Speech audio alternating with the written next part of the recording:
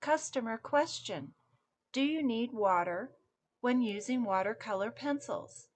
Yes. Let me show you how. For best results, stamp your image on watercolor paper using StazOn ink. For this card, I used the stamp set Free as a Bird. Because I wanted the birds to look like red finches, my first color I used was red in the main bodies of the birds. Then I added brown along the edges and blended the two colors with an aqua painter. Make sure you clean the aqua painter by swiping it on your worksheet when changing colors so you don't muddy the colors.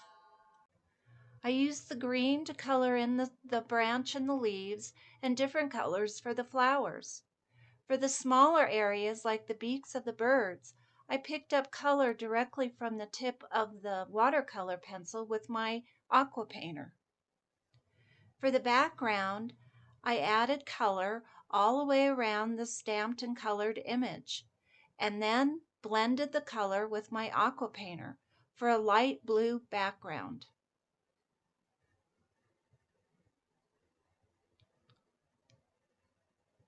Done.